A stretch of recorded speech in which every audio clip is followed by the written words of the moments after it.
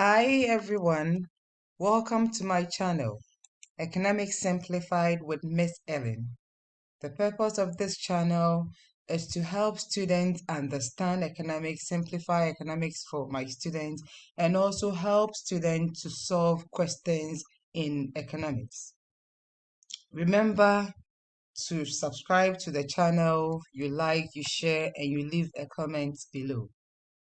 Today, we are looking at how to solve questions in economics. In other words, how to solve essay type questions in economics.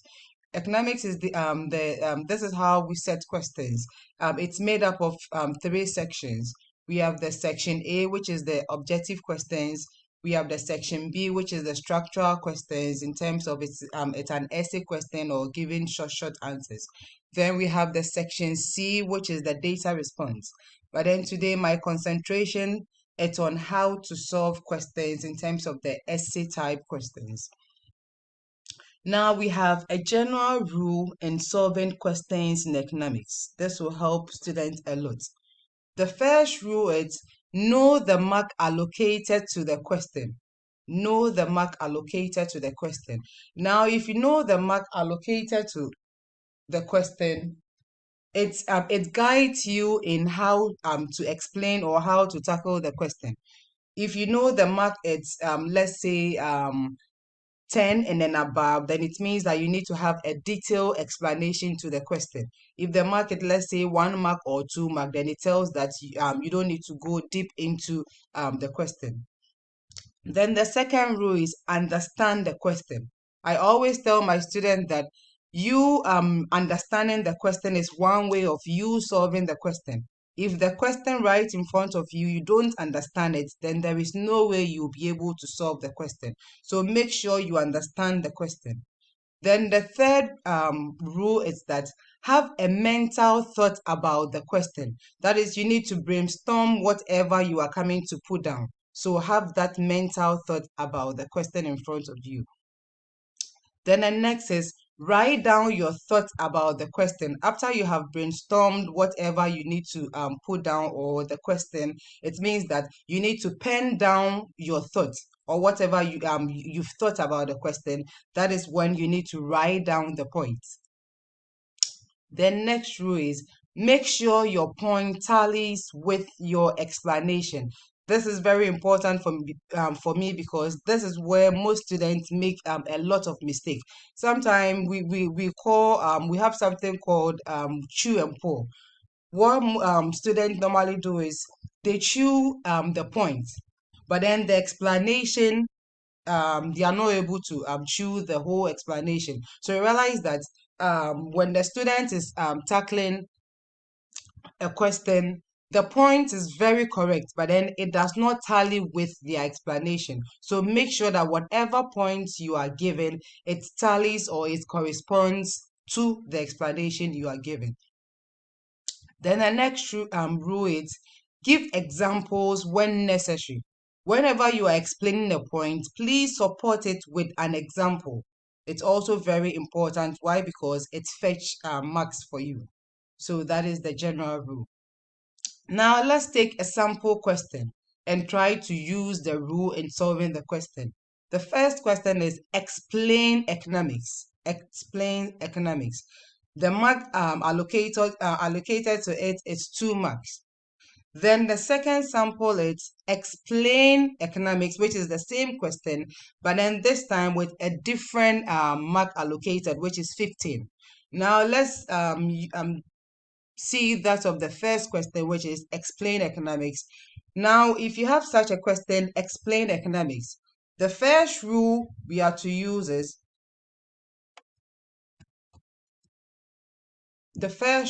know the mark allocated to the question.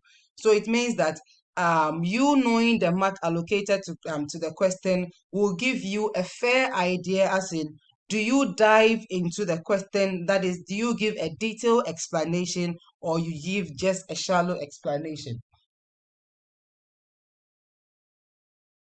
So we use the first rule, that is know the mark allocated to the question. Now the mark allocated is what? Just 2 marks. So it means that your concentration should rather be on the mark allocated and not the word explain. Students may be tempted to that is explain in detail because they've seen the word explain economics. So you don't write a whole lot. Why? Because the mark allocated is just 2. So please let that guide you. Then taking the second question, that is explain economics, which is also having a mark which is what, 15. With this, it means that knowing that it is 15 mark allocated, then you need to dive detailed or give a detailed explanation to your question. So you realize that the 2 sample questions, they are all the same, but then the mark allocated will tell you what to do and then what not to do.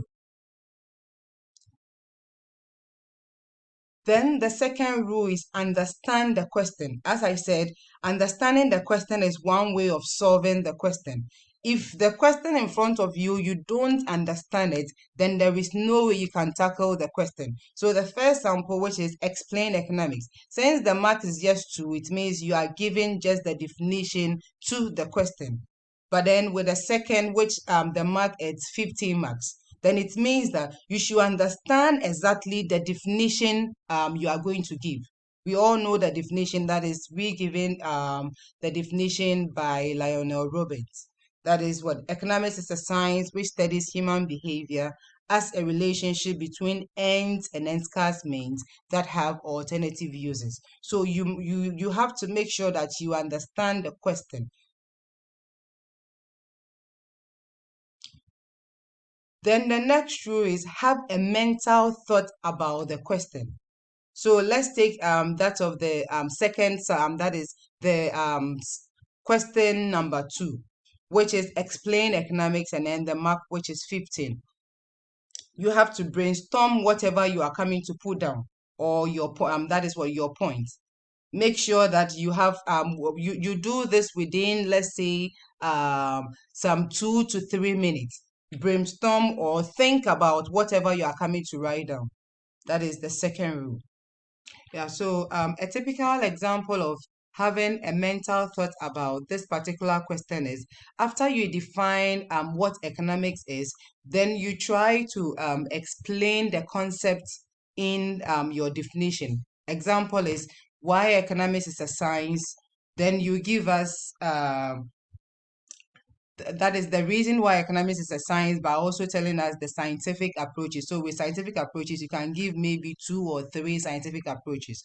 Then you talk about means. You define what means is, and then you give maybe at least 2 or 3 characteristics of means. Then you talk about ends. You also define ends, and then you give characteristics of ends.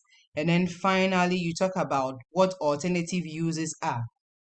So it means that the first thing is you defining the you giving a definition about economics, then you explain the concept in it in order to give you your full marks. So that is the brainstorming I'm talking about.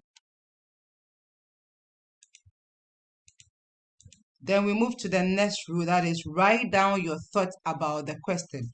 So within some 2 to 3 minutes, whatever you've been able to think about the question, that is what you are going to pen down or write down. So it means the first point will be the definition of economics. Then the second will be you explaining why economics is a science. Then you also put down, that is definition for ends, the characteristics, the definition for means, their characteristics, and then finally that of alternative uses. Then the next rule is make sure your point tallies with your explanation. Sometimes students, what they do is their point, as I said, it's very correct, but then it does not tally with their explanation. A typical example is maybe the point the student is explaining it's an apple, but then your explanation will be that of an orange. So you realize that these 2 things do not tally, and that is one of the biggest mistakes that students usually do. Make sure that if the point is an apple, then of course your explanation should be an apple. You don't give a point, an apple, and then you explain that was what orange. Make sure that the point is always tallying or corresponding to your explanation. Then finally, you give examples when necessary. Now, the examples are to support your explanations. Let's assume that maybe a particular point, it's giving you, let's say, 4 marks. At the end of the day, it means that 1 mark will be for the point you've given. Then 2 marks, or that is 2 marks, will be given for your explanation to the point. Then finally, a mark will be given for the examples you give. So if you don't give example to support whatever you explain, it means you are losing that mark. So please, examples are very important in economics. So we end the lesson here. My next video will show you how to tackle data response question. Remember to subscribe to my channel, you like, you share, and make sure to leave a comment. Thank you and have a great day.